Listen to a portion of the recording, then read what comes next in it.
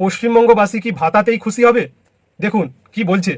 পশ্চিমবঙ্গের মানুষ তো ভাতা চিনে গেছে, তাই জন্য ভাতা দিয়েই করতে হবে।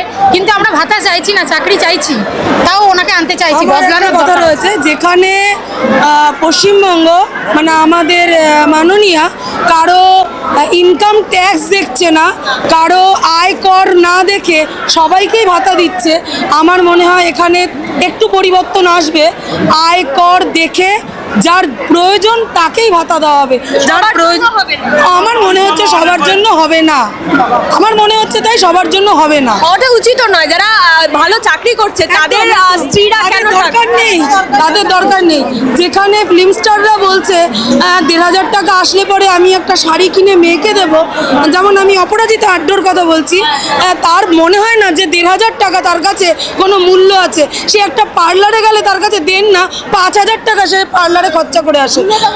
একদম আমার মনে হয় না তাদের কাছে এই ১,৫০০ টাকা কোনো মূল্য আছে। শুধু জাস্ট মমতা বন্দ্যোপাধ্যায়ের ভোট ব্যাংকিং এর জন্য তারা এসব কথা বলে তাদের টিআরপি কাটে। আশা করি ভিডিওটা ভালো লেগেছে। আপনার একটা মূল্যবান কমেন্ট এখানে দিয়ে যাবেন। আপনার পরিবারের মঙ্গল কামনা করছি। প্লিজ একটা সাবস্ক্রাইব করে দিয়ে যাবেন।